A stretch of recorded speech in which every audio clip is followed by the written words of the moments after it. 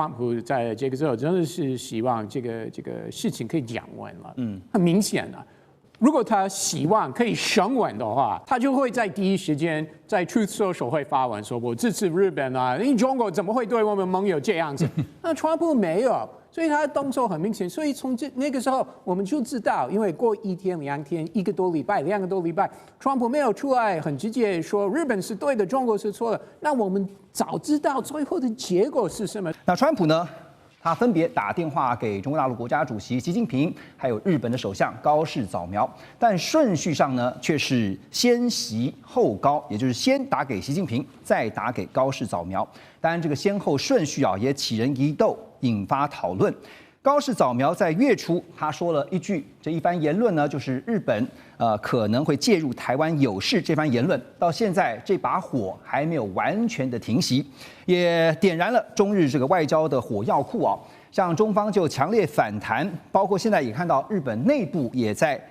出现了一团混乱。那在这个敏感点呢，川习两人的热线哈。更重要的是，这几天大家都在讨论的是这个顺序上啊，为什么是先打给了习近平，然后呢，在过了一段时间以后啊，并不是马上哦，而是过了一段时间以后才打给高市早苗。当然，各方的解读都有，像华府智库史汀生中心的孙运这位学者他就指出，他说过去中国大陆呢都会是暗示是美国打了。但是这次却没有，显然啊，显示是中国担心与日本的紧张升级才打给川普。然后日本的舆论呢，也有人认为说，如果是习近平主动打给川普，就代表中国怕了。但我们要说的是，刚刚讲的这些解读全被打脸，被谁打呢？被美国的财长 Bessent， 因为他出面证实是川普主动打给习近平的。好，那先请教一下马老师，外交上我们都知道，其实。顺序很重要哈，怎么看川习热线、川高热线这当中的猫腻？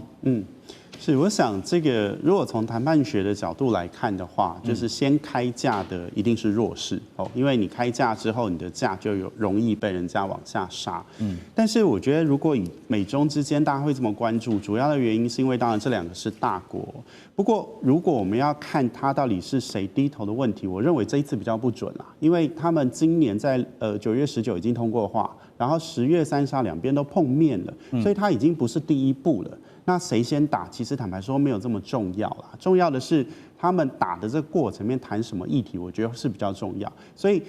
我认为在这一次的这个谁先打的问题上，媒体比较关注。但是我觉得从政策分析的角度来看，他们各自在事后的发布会上谈了什么，我觉得比较重要。重要的原因是在于，那表示这个国家现在最在意的议题是什么？数据上也许没有这么重要，像您的分析啊，但是您刚刚讲说内容很重要，对，所以我们现在所听到媒体也报道出来的，可能都是看到是表面的内容啊，有些还可能没有讲的。是，你觉得哪些没有讲的？我想这个在美中过去的谈判都一样，它的路径就是这样。他们谈完以后，绝对不会一起开记者会，绝对不会一起发布共同的这个公告，各自发表，但是会各自发表。然后每一次各自发表，你去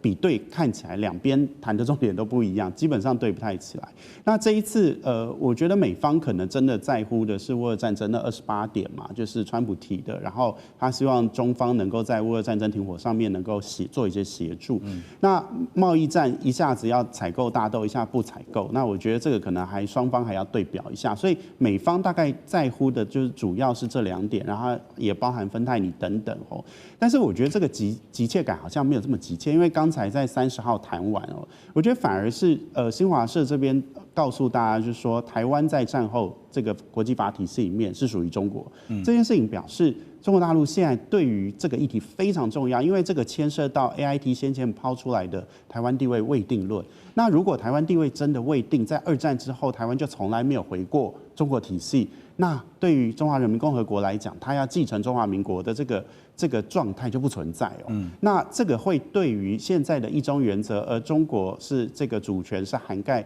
台湾的这个论述会被瓦解掉。所以我觉得习近平在这上面谈的这个立论来讲，他一个是回应 AIT 过去的这个台湾地位未定论，然后2758号决议案里面不包含阻止台湾参加联合国这些，因为这东西发酵下去，它在不光是美国的盟国，它甚至有可能在国际间会有越来越多的国家。等一下，我们要特别来聊的，深入来分析一下，是说高市这番言论，就是特别拿出了这个旧金山合约来讲哈。这不讲还好，一讲呢更加炸锅哈。但也看到了说，川习两人在热线通话以后，大陆方面是先买了10船大豆，表示谈的还可以。Ross。当然，川普在这个时候希望双方贸易谈判可以继续顺利进行。这个川普从1月底上来一年以来，他都一直提到希望跟习近平通电话见面，达到贸易协定。虽然有提高对中国商品的关税了，但是他还继续保持跟中方的这个沟通，双边的贸易。他最在意的就是贸易嘛，受到影响就不好。很明显，他在这个时候还是很在乎贸易。这个不等同美国不会批准军售给台湾，甚至赖总统以后。过境美国了，对，因为美国应该还是会答应这两件事情给台湾了。但是在整个环境之下，如果是我们看整个环境的话，那很明显，川普希望在这个时候，美国跟中国可以继续谈贸易方面的细节，而且最后的结果是中国多买美国的东西。好，那你怎么看哈？因为我们之前有讲到说，美国在高市发表那番言论以后呢，其实呢有让子弹先飞一会儿嘛。先不做任何的动作啊，那顶多呢，最后是由这个国务院，就先前我们看到稍微表个态。可是这次呢，幕僚就建议，我想应该是川普跟幕僚啊一起决定，但川普最后是做决定的啊，他主动打给中国国家主席习近平嘛，对不对？那所以呢，刚刚先喊价的就是先矮了一截啦，不是吗？当然希望川普在这个时候真的是希望这个事情可以降温了。很明显了。如果他希望可以升温的话，他就会在第一时间在 Truth Social 会发文说：“我支持日本啊，因为中国怎么会对我们盟友这样子？”那川普没有，所以他的动作很明显。所以从那个时候我们就知道，因为过1天、2天、1个多礼拜、2个多礼拜，川普没有出来很直接说日本是对的，中国是错的。那我们早知道最后的结果是什么，所以那个时候在台湾一大堆政治人物 KOL 都在网络说台日关系怎么样，都是日本水产，都赴日本旅游等等。那我们早知道最后结果应该会是什么，所以现在都反应得太快了，对不对？不觉得吗 ？OK， 那我问你哈。川习热线完以后，刚刚说川普后来又打给了高市早苗嘛，好，那当然这个通话没多久之后呢，跟高市的通话，来这个画面上我们看到哈，《华尔街日报》就指出呢，川普哈，因为大家都很好奇，到底他跟高市早苗在这通电话当中他讲了什么？当然现在也是各说各话哈，因为《华尔街日报》就说呢，川普确实啊是希望高市不要再刺激北京，但是日本政府一开始呢，他们是说。不好评论这个外交互动，用这样的方式来推脱。后来被一再追问下，又改口说没有这样的事实，我们没有被施压哦。但是日本官方长官呢，只是否认内容。可是大家也看到了，说是一回事，做又是一回事。高市最近的一些动作哈，一些转折哈，反而让大家觉得真的没有吗？首先，很多人批评华尔街这个日报，很多人说这个机制是轻重，它是描述匿名人士等等，而且日本这发言人最后出来说是没有这件回事。对，日本政府否认。但是同时也很明显，川普应该是不会像高市早苗说你一定要收回。当然不可能，但是同时，如果川普说那这个时候可不可以降温啊？那谁不相信川普有可能相信？日本也没有否认川普说请你在这个时候降温，日本没有否认川普有这样说，所以或许日本没有或许日本是对的，但是或许同时华尔街日报也是对的，这个也有可能啊，对，所以最后的结果还是一样的，是川普希望。不管是中国那边、日本那边、台湾这边，对，大家都要降温嘛。OK， 何老师怎么看？当然，那个日本他这通电话哈，那个应该川普想要就是说去稳住日本啊，因为他这个就贝森特已经证实了嘛，哈，是美国先川普主动的，那个对那个是先发动这样的一个川习通话，而且就是我们那个从日本的新闻哈。他也透露出一些猫腻。我们台湾这个一直就讲说这个是川普是被动，对不对？习近平主动，那当然他要营造一个就是说中国大陆在这样的一个中日的这种对抗里面，中国大陆似乎在示软哈，在向美国求救。那这当然这比较符合这赖清德政府的这样的这种希望哈，但是好像是刚好是颠倒，是最后贝森特出来讲了。那这赖政府这反正就把它当成没有这么一回事哈。那不过这个我比较相信是贝森特讲的。那而且再加上日本的这媒体，他之前他也透露啊，他说这通电话事实上日本知道川普要打这个电话，他们自己已经先露了馅了嘛，就是说如果是习近平主动这个打电话给川普。你东京总会知道，对不对？现在的中日关系坏到这个样子，北京怎么会跟你讲说，那这个跟你们高市早苗讲啊，我要打电话给川普啊，你小心一点啊，那不会嘛？对。所以如果是东京知道美国跟中国之间会有这个首脑的这个通话，对不对？那一定是美国他发动的。而且我刚刚就在想，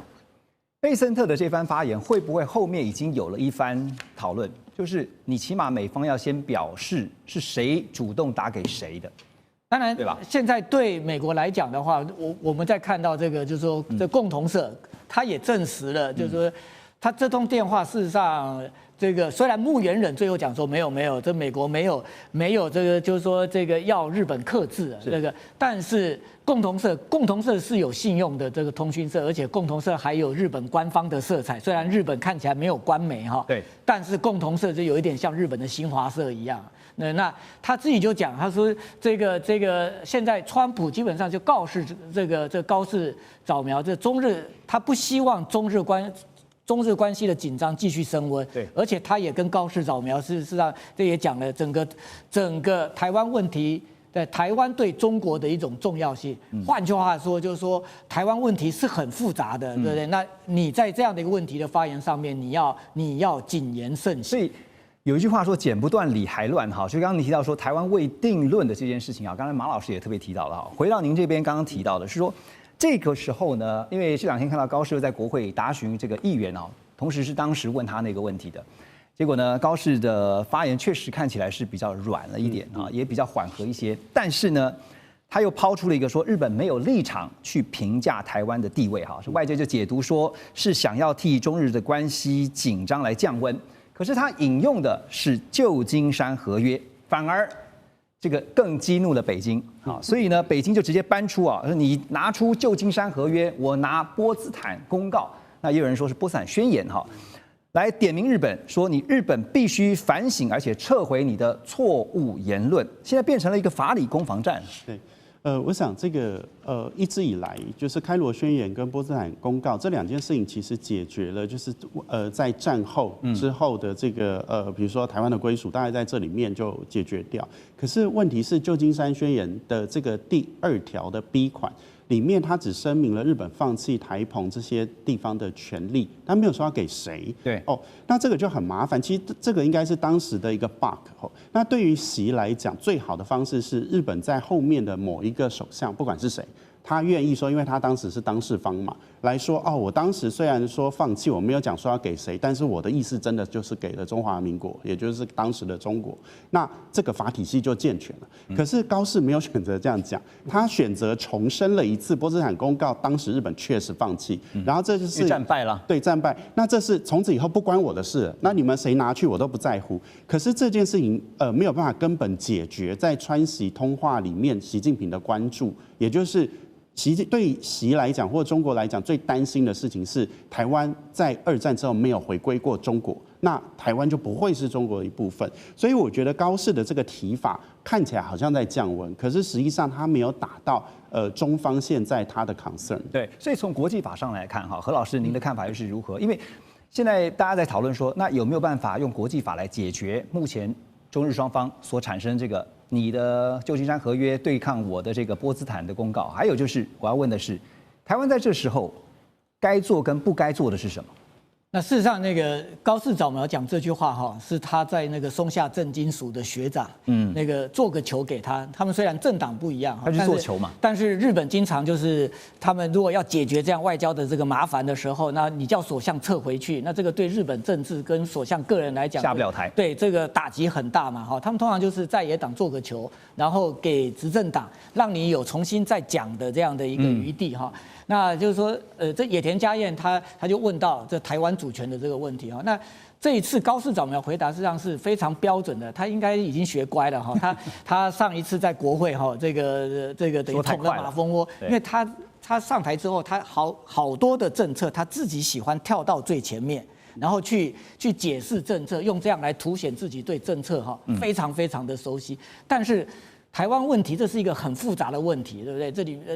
那所以他这次很乖，他就是按照日本这个在这个台湾的主权的问题的一种这个就是来自内阁的，应该是内阁的一种统一的这种见解啦，就是战后的台湾澎湖是日本所放弃的领土，其主权归属。它不是那个我们讲的哈，这民进党喜欢听到哈悬而未决，听到悬而未决，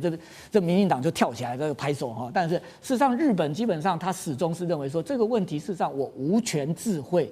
就是这个问题我这个因为这个地方我已经放弃了，所以我对这个地方是谁的我不会再讲话。事实也是如此。对，那至于就是说为什么旧金山合约它没有这个就是说这个就写说归还给谁，很简单的道理，因为旧金山合约当时。这个北京跟台北不管哪个中国政府都没有参加，所以在没有任何中国政府参加情况之下，他不会写明给谁，就如同日本在那个旧金山合约里面，他也放弃了这个库页岛啊，也放弃了这个北千岛群岛啊，但是他也没有写说。归还给苏联嘛，因为苏联也没有参加嘛。老师，那您觉得台湾在这个时候该做跟不该做的事？事实上，我觉得从中华民国政府来讲的话，这个我们怎么可以对我们自己所管辖的这个台湾澎湖，然后自己自我否定说这个地方的主权有问题呢？那你现在你中华民国你在统治什么？对不对？就有任何国家可能都基于自己的利益，他挑战，可是你中華民國不能夠挑戰。对不对？你不能讲说，我希望变成台湾共和国，所以我就挑战。但是你只要你还是中华民国的总统，你在你的位置上就不能挑战中华民国拥有台湾这件事情是有国际法的瑕疵。就现在这个争议啊，现在余波荡漾。中日之间因为高市早苗的一番言论啊，现在这个余波荡漾，关系非常的紧绷。但确实在最近这一段时间，尤其在这个礼拜啊，看到日方有些许希望把这个局势缓和下来的迹象。特别针对香港最近发生的不幸大火这一场灾难啊，这个鸿福苑的恶火造成了严重的死伤。高市早苗在第一时间也发文哀悼。那本来呢想透过这样的方式来缓和一下气氛啊，但显然这样的关怀跟慰问并没有发挥什么实质效果。因为呢，在中日关系以为可以降温的时候呢，包括大陆的民间跟官方都有同步加码的动作，像是官方呢就劝阻民众尽量到日本去旅游。另外，中国大陆飞东京的航线啊，减班了1到2成，明年3月以前呢会全面削减班次。还有就是牛肉水产出口的磋商停摆。高盛也警告会拖累日本经济增长，损失90亿美元的观光财。还有野村综合研究院也预测，日本的 GDP 将会因此下降0.29%。而且日本的经济内伤确实啊，最近真的很不乐观。消费者物价指数呢 ，CPI 已经连续50个月上涨啊，使得他们的民众生活压力爆表。那中方呢也选在这个时候，我们想说是一个 perfect timing 吗？是一个最佳的时机吗？因为最近也看到在汇率方面，人民币是升值，而且是创下历年啊算是一个高点。日元呢则是大幅的贬值哈。那中国反制日本啊，从民生各个层面来出招。现在所引发的这个言论风暴哈，那所以大家想问的是说2点，第一个，中方还有哪些经济牌？刚才已经讲了这么多的工具啊，但是中方说工具箱里面还有很多，那日方撑得住吗？马老师，好，我觉得这个应该这么讲，就是说日本现在的经济确实不好哦，因为 IMF 预估它明年的经济成长率大概1%左右，但是问题是它通膨是3%，换句话说，你扣掉通膨，它的经济成长率实际上是负成长，也就是说它的经济状态确实不好。那能不能承受得住中方的这个施压，我觉得是另外一个议题，就是说它以它的 GDP 的这个总规模大概是5兆美元。然后这一次中方铺天盖地的这所有的制裁，包含观光客或禁买这个水产品，或者是在贸易上面的这个很多的制裁，好，加起来大概会影响他们的这个 GDP 的成长到0.3%嘛。那这个当然是会痛，但是它本质上，我认为就是如果就是双方就决定硬干上了，那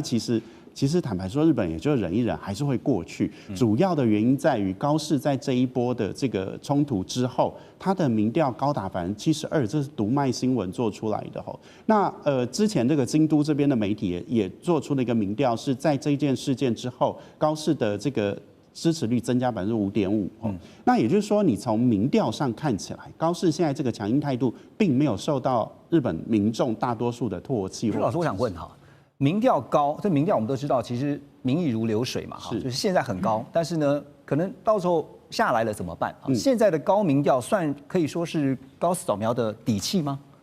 我觉得其实不能算他底气，因为他在自民党其实本来就是不是多数的状态下，高市上来执政。那对高市来讲，他才上任不到1个月，最重要的事情是把自己的这个声望或支持度拉起来，所以他最在乎应该是内政啊。那所以这一次的这个中日之间的冲突，无意间让他发现他的内政是往上走。所以我觉得他要妥协的可能性暂时不是这么高，因为他看起来就是需要这个民意的支持，然后加上整个日本社会，因为日本在战后已经做一个不正常国家做了80年，就他背一个原罪，对日本的民众来讲，一个世代过去，他觉得我们还要背多久？他们难道自己的自卫权都不能自己使用吗？我觉得那是一种往右派的心情。对，所以整个日本的社会的确是在往右走的，这个现象看得到，然后刚好搭上这一次高市的这个谈话，所以我觉得它某种程度反映出，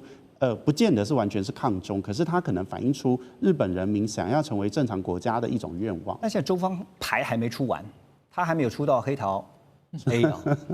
我说他的牌还有很多，你觉得他还有哪些经济牌可以打？其实因为日本对中国大陆的市场依赖非常的高，它的这个出口20%是销往中国大陆，也就是说。中国大陆假设用关税或者是非关税障碍，让你这20%往下掉，你的 GDP 增长会非常痛，会比它现在这些手段都还来得大。那再来就是大家有讨论到稀土啊，稀土等于是所有高科技需要的原料。那我觉得这个因为中国大陆是最大的生产者，其实它有权把这个东西 close 掉。那我觉得这个也会对日本经济造成很大的负担。那我觉得这2张恐怕是未来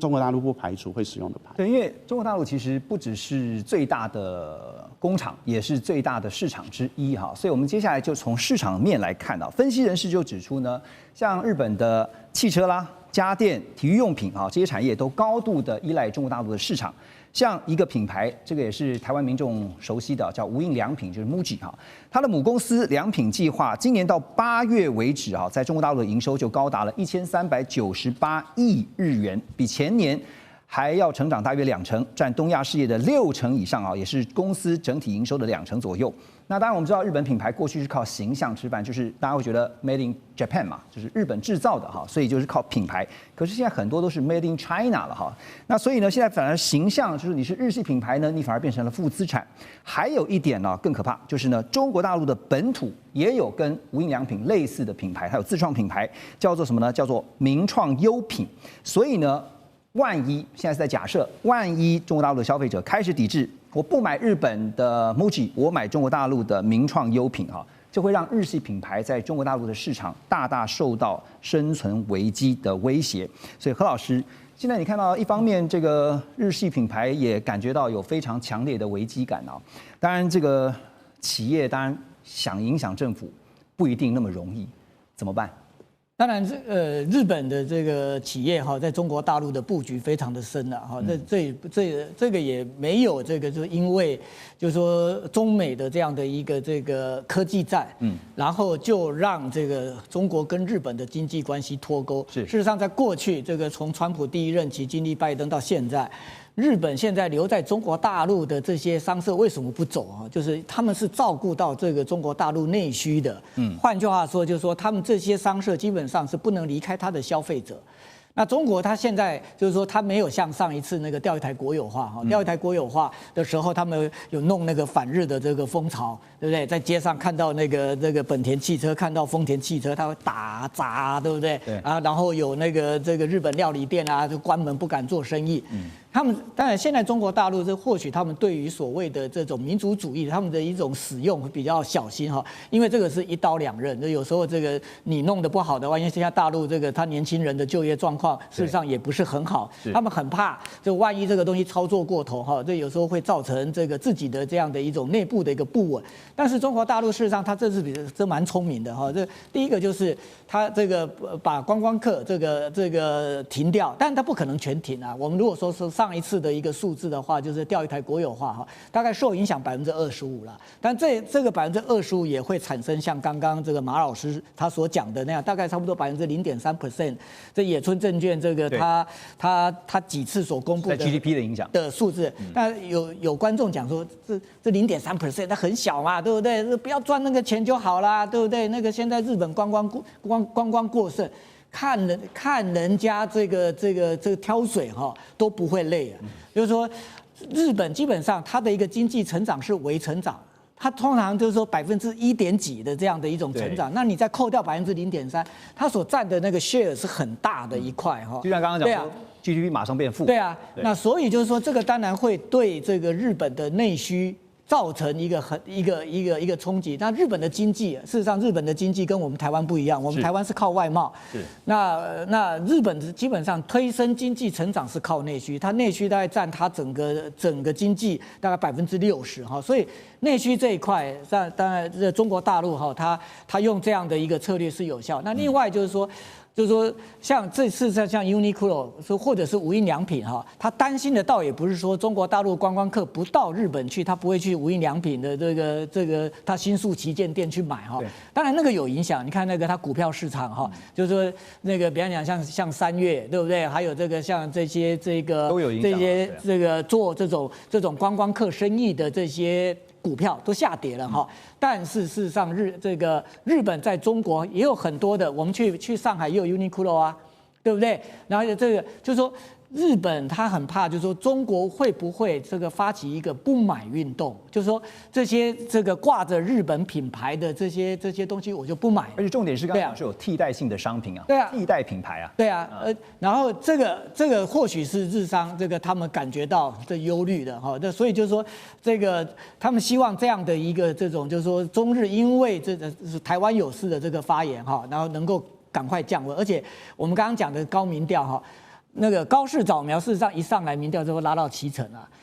他这个月只是讲说他保温了，他没有像岸田文雄哈这么不堪一击哈，岸田文雄的话是每个月降哈，那这个的最后就下台哈，但是就是说你看哦，之前的这个很多的首相上台都70%，但是不见得做得很久，我要举的就是菅义伟。菅义伟首相上台的时候，几乎跟高市早苗一样的，但是他只有做1年，而且就是说，你是不是可以持续的靠这样的一种哈，就是说台湾有事这样的一个名气可用去撑住你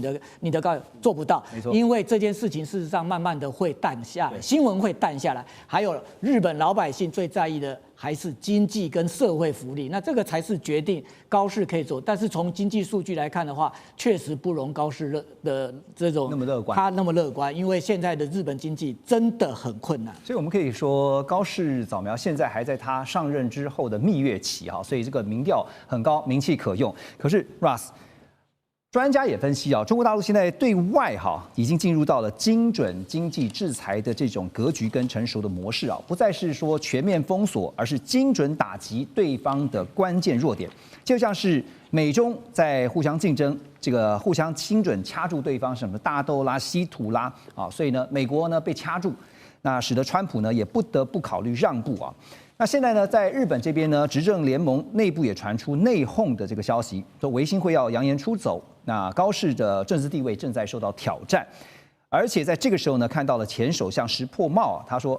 日本经济高度依赖中国大陆的食品、稀土还有医药品，他也抨击这个高市处理外交问题不能够只是过一时的嘴瘾。白话文就是说，不能只打嘴炮了啊，这个你解决不了问题啊，那接下来还是必须回到问题去现实的解决。所以我要问的是说，所以日本也知道，也许大豆，也许稀土不是他们的软肋，可是它的软肋是刚刚我们也提到了，民生消费用品、电子用品，还有什么呢？各式各样的日本产品都依赖中国大陆市场，不管是在日本制造，出口到中国，或者在中国大陆经营工厂，或像无印良品在中国大陆经营连锁店的，不管是哪一个行业啊，那这个经济来往是非常密切，所以高市早表7月7号在国会发表言论的时候。那我们早知道，企业大佬会非常非常不满意，因为他们知道后果是什么。因为刚刚何老师有提到，就是那次钓鱼台国有化的后果，对，所以企业界都是非常非常怕，不管是观光业或其他的业者都是非常怕同样的事件会再次发生。而且我刚才想到一个流行文化。当然，而且这几天已经有很多例子，就是艺人的在大陆的活动，日本艺人的活动被取消，甚至好像有一个还在演讲的时候，对，突然被中断了，对，就是还没被就是说还没结束的时候，先表态了，对，突然被中断了，所以当然日本业者是非常担心会有经济的后果了，所以那个时候一大堆人在网络说，我们不需要中国市场啊，我们可以欢迎台湾人取代啊，都是废话，大家都知道了。不光是那个量体，你就可以想象这个冲击有多大。所以最后简单请教一下何老师，你觉得高市会因为这样的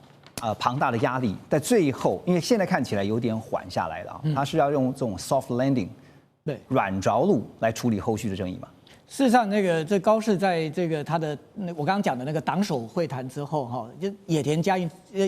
彦真的很照顾这个小学妹哈，他就讲说哈，他虽然没有撤回哈，可是他刚刚这样讲哈，实质上已经撤回了。他希望用这样子，就是说给北京抛讯哈，这毕竟立宪民主党跟北京的关系还是比高市早苗要好很多哈。那但是就是说，现在这高市事实上，我觉得就是说，它短时间哈，如果它的经济数据哈这个不回正的话，事实上就是说它的这种今年第3季日本的经济数字还是往下走的哈，但这个可以，那压力就来了。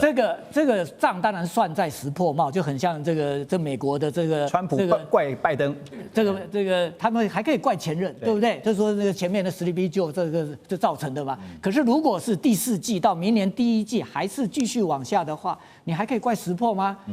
对不对？这个就是你自己造成的。然后现在日本的这种就业也恶化了，就是说他们刚刚才公布的10月已经是高市早苗，它已经上来了，对不对？他的这个就是说求人倍率就是说一个日本人要找工作有几个工作在等哈，他这求人倍率这个也变成负的了。所以这表示就是说整个日本的一个这个内需的这样的一个这个市场已经在出现了这种水温的这种变化。所以高市他也很聪明啊，他希望借由香港的这样的一个这个就是说大火哈来放下神体，但是目前好像中国并不太领情哈。不过他已经比那个我们的赖总统要聪明哈。这赖总统好像没有对香港讲任何话。有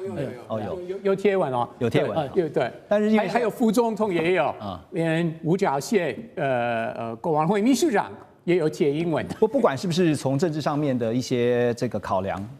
香港的大火确实让人觉得非常的遗憾哈。那刚刚这个何老师综合大家所说的分析呢，其实现在就看高市早苗什么时候会到他的压力临界点。我们继续来看的是高市早苗，就日本首相他的一番言论呢，引发了外交的轩然大波。现在不管从外交上、经济上，还有军事上，都看到中方也采取了相对的动作。那么11月18号呢，在大陆的外交部记者会上面，也看到了外交部的发言人毛宁他就指责日本当局，他说日本右翼势力呢正在极力突破和平宪法的束缚，在强军扩武的道路上越走越远，还强调中方有3个绝不允许哪3个呢？第一个，绝不允许日本军国主义复活；绝不允许任何人挑战战后的国际秩序。另外，第3就是绝不允许世界和平稳定再遭到破坏。3个绝不允许啊，其中有一个特别是讲到了军国主义的复辟啊，因为也有分析看法认为说，日本会不会透过这一次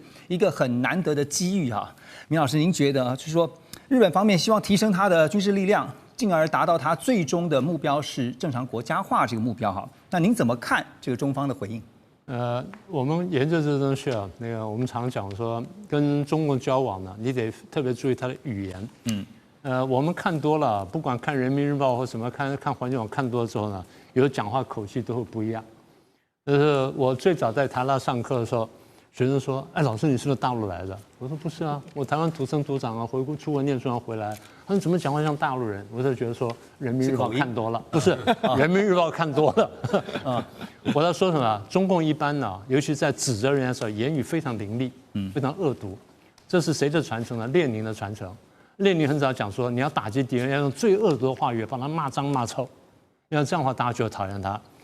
中共学了这东西呢，然后用这种方式呢去压迫跟恐吓对手，所以经常倒打一耙呢，颠倒黑白。我常讲说，中共骂台湾的话，你哪里看就是他自己干过的事儿；他骂日本的话，就是他自己干过的事儿。我就3段话呢，我就再说一遍。第一，绝不允许日本军国主义复活。是，大家都很讨厌日本军国主义复活，但是现在中共在大建军，远远超过他所需要，他是不是军国主义复活？英国外相前任的外相科维利呢，在这个唐宁街就公开演讲过，他说：“这个你现在这个建军的规模呢，超过中国历史上最大的这建军规模。请问你有什么意图？你的意图如果不公开、不透明的话呢，容易引起误判。”他的话讲完之后，中方当然没回答，但是呢，英国外相批评呢，被欧美各国听到，所以 G7 后来重复这句话，EU 就是欧盟重复这句话，连北约都重复这句话。中共自己讲，我相信这个主持人跟各位都听过。我们建造海军的速度非常快，非常强大，像下水饺一样。你在没有战争威胁情况下，你为什么要做这个事？对，军队这个国家化，军队正常化或现代化，我们完全可以理解。但超出所需的话，就被大家怀疑。那你的空军、你的这个火箭军部队、核武部队，然后你的这个电磁作战、跟这个网络作战、认知战等等，都大幅扩张，而且是遍布全球化，当然有这怀疑。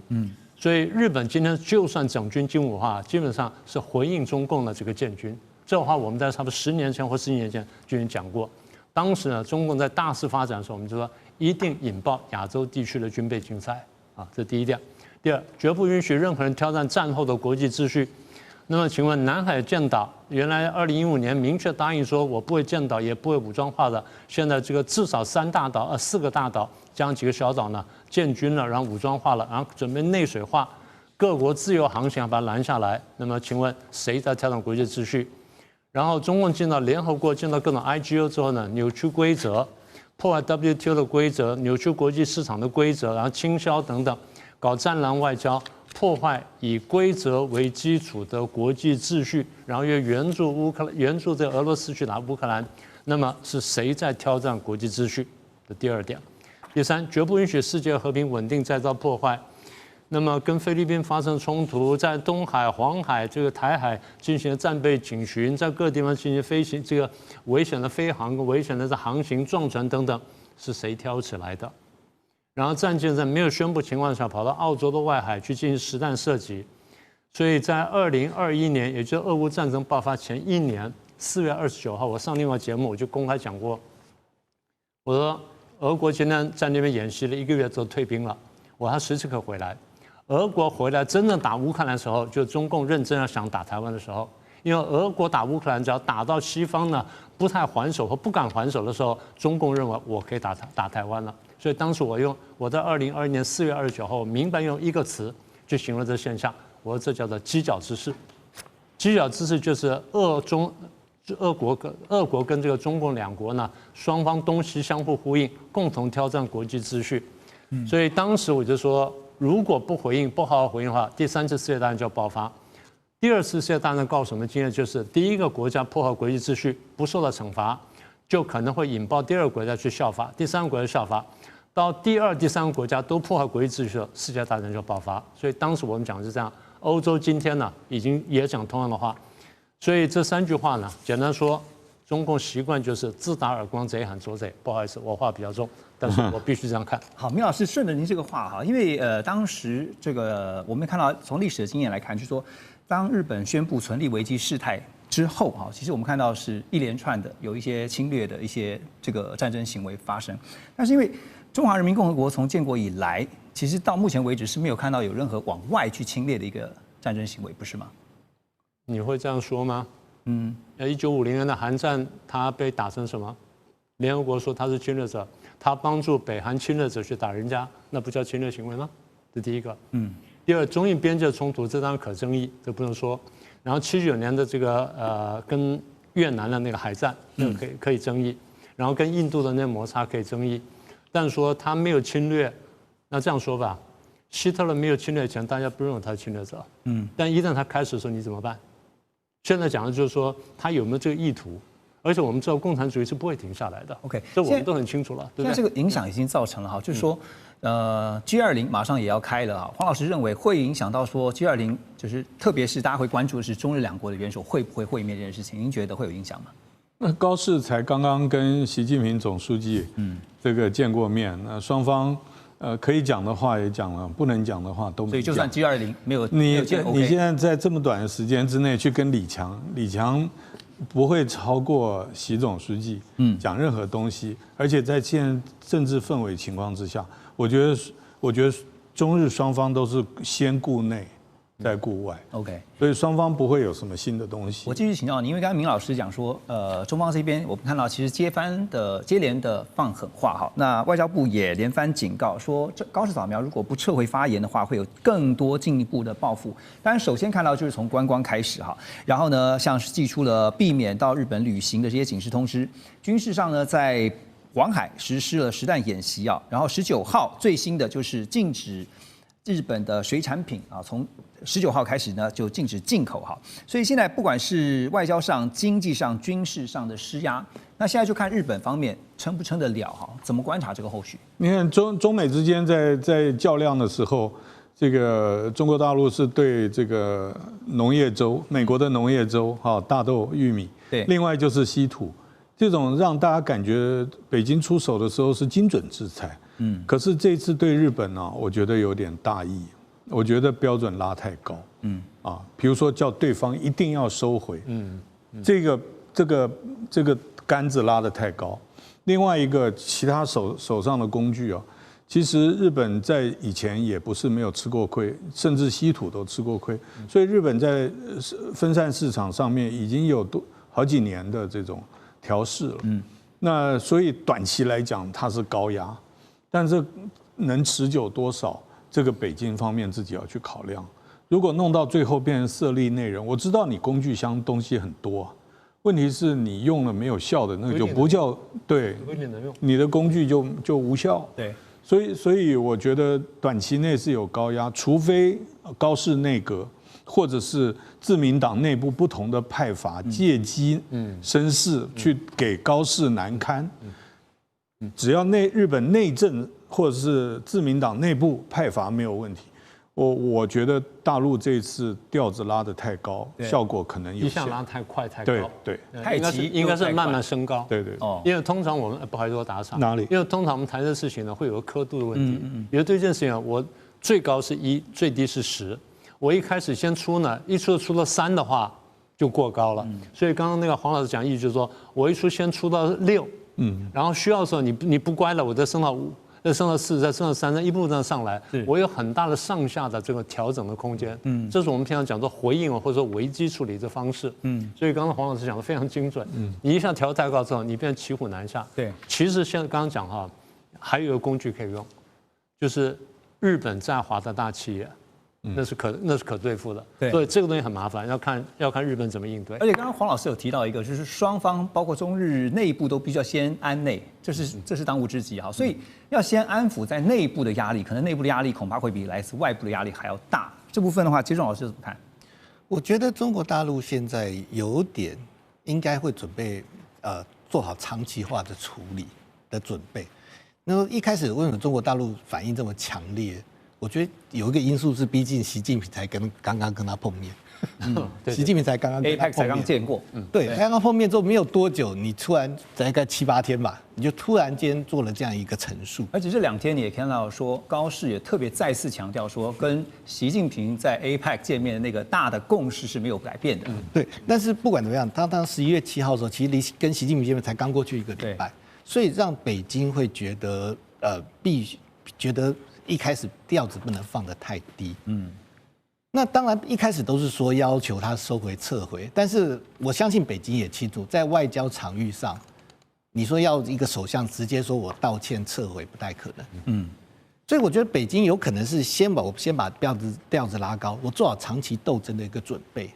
但是最后的他未必会真正坚持高市必须要收回或撤回。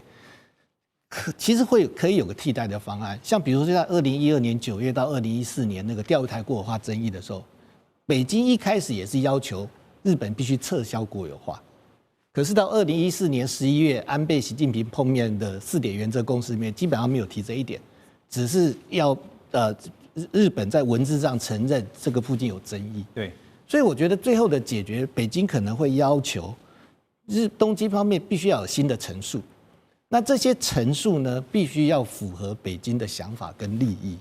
那未必会坚持要说收回跟撤回，但是刚开始的时候一定会这样讲。而且我觉得北京虽然一开始调子是拉得蛮高，但是他在施压的手段方面，我觉得还是保持一个控制。比如说刚刚大家提到的军事，大家提到黄海，提到钓鱼台，必须注意，目前黄海时代设计或钓鱼台，其实北京第一个他没有直接把它连在一起。第二个，这个东西北京其实可以解释说，这个跟这个事情没有直接的关系。因为黄海时代军演，第一次可能原本是例行的，第二次有点是故意的，因为是日本的那个局长要去跟中国外交部碰面，前一天他突然宣布延长。但不管怎么样，这个演习的地点其实离日本很远，离南韩还比较近，范围也比较小。那至于说日本这个中国海警船进入钓鱼台，从2012年之后就是这样，它每个月会有3、4次常态化的进入。所以目前中国大陆在采取的比较武力方面，基本上都是可收回的，基本上还保有弹性，还保有弹性。对，所以我觉得中国大陆也是注意说，我一开始不要排赶快出，因为我要做长期化抗争斗争的打算，做长期抗战的准备哈。而且最近您提到这个钓鱼台海域啊，就是中方的海警船进去的时候，你没有看到日方的海警船立刻就上，就表示说双方都不希望把这个态势拉到钓鱼台周边这个模式，从2014年之后就一直持续到现在。对，好。但是因为刚刚您提到这个替代方案啊，就是说现在总要想办法找个台阶下，但这个台阶到底是什么呢？对中日双方来说，究竟解方如何？等一下回来继续聊。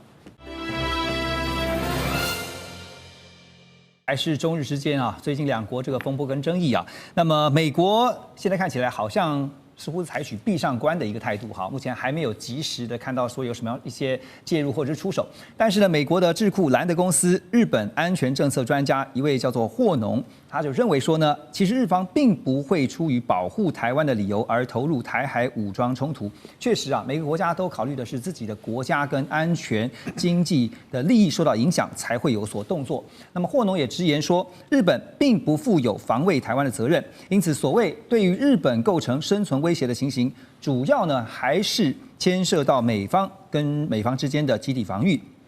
而美国的军事报这个星条旗呢，则是指出，日本计划新建大约有130座的弹药库，大部分都位在日本的西南诸岛，主要是用来储存射程长达数千公里的远程飞弹。日经亚洲更进一步指出，等到未来加紧训练完成之后呢，日本航空自卫队啊还会把他们最新锐的 F-35隐身战机的这个机群呢派到西南诸岛去执行制空跟拦截的任务。那么在西南诸岛目前规划而且已经在进行的各项军事作战计划，如果我们从兵推的角度来看的话，对于解放军实质上会产生的吓阻效果，要如何来评估？我先请教黄老师。其实从这个安保3文件推出以后，还有刚刚接种也提了，就是日本一方面也受到美国的要求了，就是要提升，所以日本增加国防支出是早在这个贸易战之前了。所以我觉得就推演来讲刚刚那个主持人讲的这些东西，真正要做好啊，大概21大已经开完了。换一句话说，现在口说的要建构的所有的能量，包括西南诸岛，其实不用讲未来要建设，光现在的飞弹部署，基本上已经可以阻绝中国的人民海军的舰队啊从宫古那附近，就台湾北方要出去。所以你看这个解放军的军演呢，基本上都在巴士海峡。事实上，宫古比较少，为什么？因为其实现在美日安保同盟的那种铜墙铁壁，在西南诸岛基本上已经连起来。如果真的是事态严重的话，有可能会使用武力的话，我看出岛链的几率就不高了。除非你先出去，问题是先出去也不一定回得来。所以我相信中国人民海军，包括中共中央军委是知道这件事情的。那么，所以像刚刚说再加强防务，你现在再把中日关系搞成这个样子的话，它加强防务的动力会更强。所以中国大陆自己也要知道，任何事情都有反作用啊，它倒逼日本加强防务。所以目前看来，虽然从媒体的观点哈。我看到最近这几天的一些分析啊，都是说这个事态有逐渐升高，但是呢，相对来说的话，政府包括双方的政府都希望把这个事情慢慢的降下来温度，是这样子吗？介中老师，您觉得？我觉得刚刚你也特别提到日本，我觉得日本当然开始采取一些行动，包括高市首相21号在官邸接受访问，可能是就把原本7号的拟答稿重新拿出来念一遍。这个方面，我觉得就代表日本确实可能感觉到事态有点严重，所以他必须要开始做些转换。但是我觉得对中国大陆来讲，他现在就是，你必须要给我一个新的声明、新的论述，让他可以交代得过去。而且我现在中国大陆虽然在武力的升级上，对，采取的比较是感觉上比较克制，对。但我觉得随着时间的拉长，会有几个时间点也有点麻烦。第一个，12月13号。南京大屠杀的纪念日，因为特别是这几天，中国大陆又有人挖出来说，高市首相在很早以前曾经针对南京大屠杀的，比如说遇害民众的数量提出一些这些质疑。那在这个时间点上，变成是说，到了这天的时候，如果这个事情还没有结束，那北京方面是不是必须要做一些动作？而且接下来大家会看到是高市会不会去参拜靖国神社？因为现在安倍是2013年12月26号。突然之间跑去参拜靖国神社，